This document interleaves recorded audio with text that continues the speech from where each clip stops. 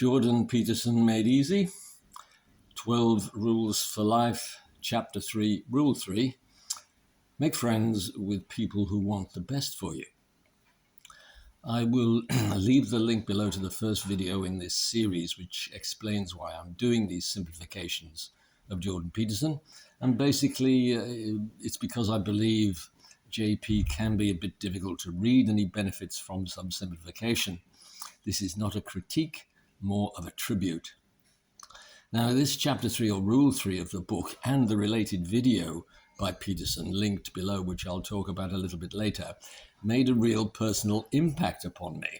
I have to admit that some of my own friendships do not seem to be in great shape when I apply JP's criteria about what we can expect from a real friend in the way of understanding and supportive conversation when we need it. So JP opens chapter 3 with personal anecdotes, as he's prone to do. Maybe this is a good technique. People like stories. And he starts by telling us some details about the frozen temperatures, which were part of the daily life of his childhood in the remote part of Canada, Fairview, where he grew up.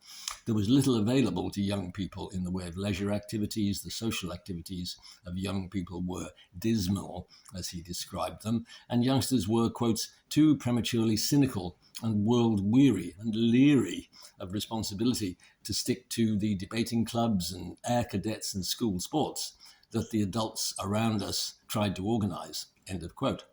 So meaningful interactions with others his age, friendships, mattered enormously. Okay, so far friendships matter. And then JP continues his story, showing how friendships can continue for years, but lose any friendship value which they may have had at the start. And JP supports that idea with a story about his teenage friendships at school and later at college. And he writes about people he knew in Fairview who tried, as JP did, to move out of Fairview to the nearest big city, Edmonton, but they did not all make a success of it. One took drugs and hung around with a drug addict. Another committed suicide. Heavy stuff, but I mean, JP is heavy, as we know.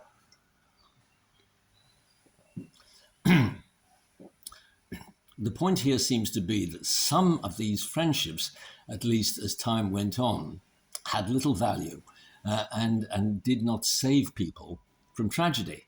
And JP seems to be telling us that some people do not move on in their friendships when they need to. They choose friends who, with the passage of time, are not good for them, and then they do not develop within their lives. They do not adapt, partly through fate, inability to learn, refusal to learn, all a bit general, really, from JP.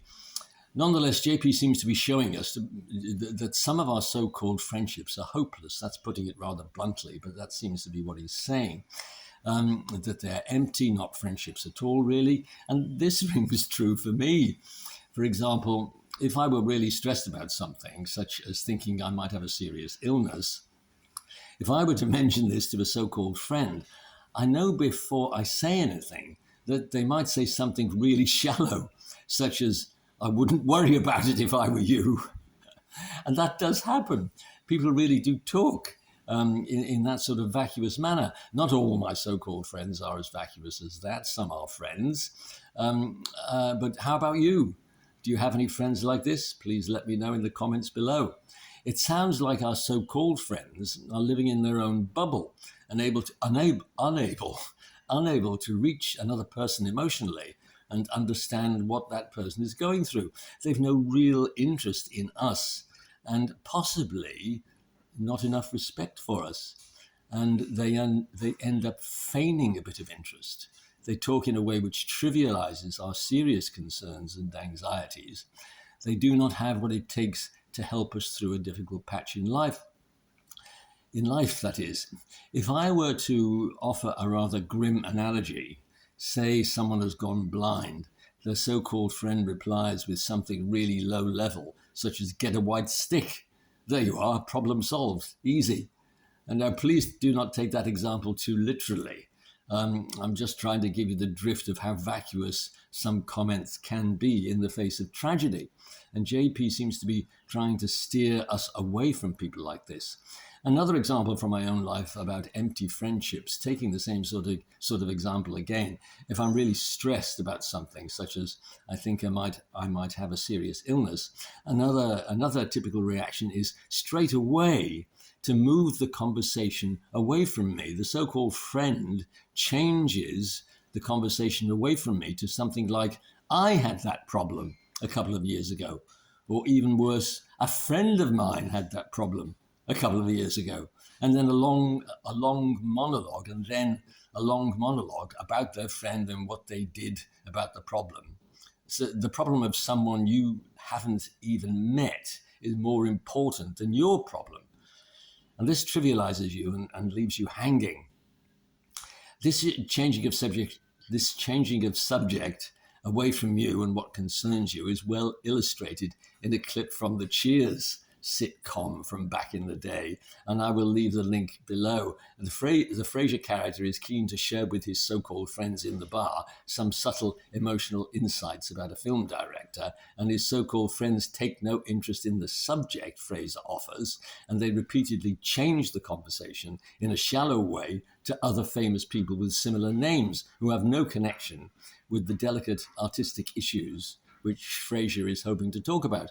The ensuing conversation is therefore off-subject and trivial, and at first Frasier tries to bring them back onto the topic, but the talk remains trivial and off-subject, and Frasier is emotionally alone and has to walk away. He received no friendship there. Okay, so having tried to sharpen things up a bit and dig around what JP is driving at, back to JP's chapter, JP writes that some people may try to offer friendship because they think it makes them look good. They're driven by self-importance, not by brotherly love, although an example in support of this, which JP gives from Dostoevsky, is too much of a stretch. And I'll leave it out of this video. This is typical Peterson, wandering off into heavy literature to find an example to illustrate his point. This example is valid, of course, but it's rather heavy going. I can offer some examples of a more everyday nature of shallow people trying to feign friendship because they think it makes them look good. Let me give you an example from the world of women. A woman's having trouble with her partner and the relationship is failing emotionally. She wants to talk this over with someone. A female so-called friend offers to talk things over with her, and she offers help on the phone me anytime sort of basis. Okay, so the needy woman phones her so-called friend. The so-called friend chats to her for a couple of minutes. Then she's got to go. She's got to go and take the children to school, or she's got to go and pick up the children from school, or she has to go and feed the children, or she has to go and put the children to bed. She's gone. The needy woman has been invited to talk with her, but when she does so, she's left high and dry. The so-called friend offers herself as a friend, but she's too shallow, too self-absorbed in her own life. She cannot reach out, listen to somebody, understand them, and help them. She's just going through the motions of offering help or friendship because she thinks it makes her look good. So what's JP driving at? My guess is he's telling us that many people are too shallow to provide us with any friendship. Now JP gives further instances.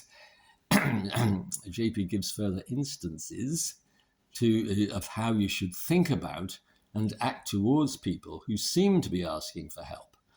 But some of these are too complicated, in my view, for most of us to attempt in everyday life. By way of complications, I cannot resist mentioning one of JP's conclusions in this section. One of his typically obtuse remarks. He says, quote, "How do I know that your suffering is not the demand of martyrdom for my resources?" End of quote. I had to put that in. It's typical of the style of wording which JP uses and which I don't always appreciate. JP eventually emerges from his complications with some straightforward advice. You can decide on who your friends are by, say, choosing a friend on the basis that you could recommend them. You could recommend them to your sister, father, brother, and so on. And make sure that's a two-way arrangement. Choose a friend who is good for you, Not only you are good for them, you can help each other grow and achieve together. And JP sums up with, make friends with people who want the best for you. That's Peterson in his more clear and concise mode. Well, okay. But actually, having slogged through this chapter, JP is much better on friendship in one of his videos. The video is very short, less than 3 minutes. I'll leave the link below. In fact, you could skip reading this chapter and just watch JP's video on choosing your friends. I'll unpack JP's video here and insert some of my own suggestions because additional unpacking is still needed, I believe. So JP poses the question, how do you know who your friends are? Very important issue for all of us. And let's not forget, we expect our marriage to contain friendships. So this relates to marriage also.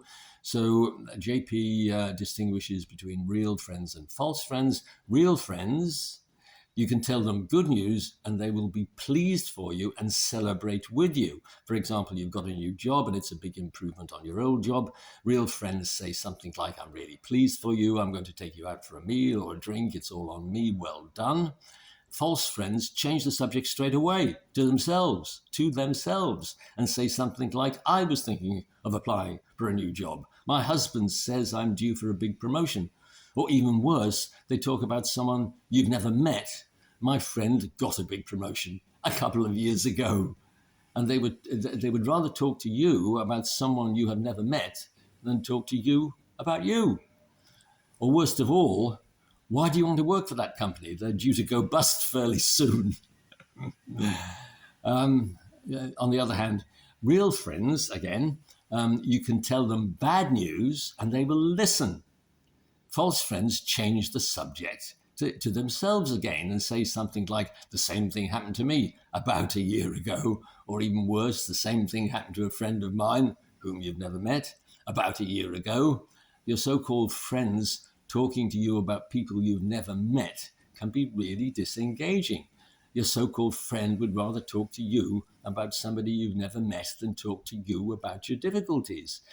Anyway, how are you expected to join in a conversation about someone you've never met? It leaves you high and dry. It's disengaging when you need your friend to focus on you and give you some support.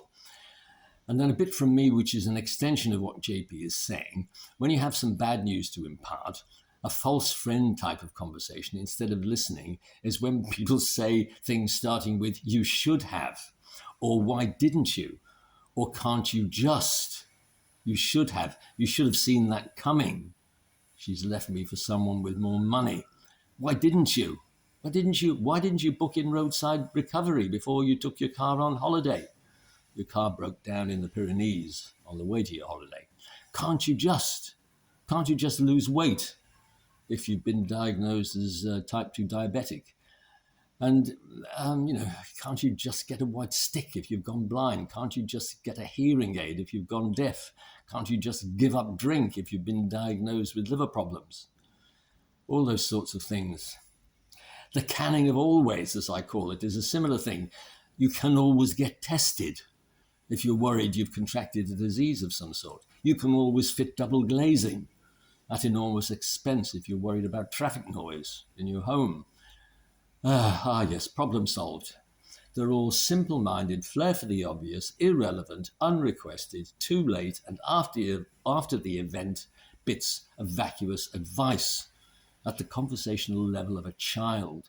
And it's matronizing to talk in this way. Matronizing is an alternative to patronizing. It's matronizing to talk in this way. When your so-called friends say such things, they are disengaging and not at all friendly, when all a real friend needs to do is listen.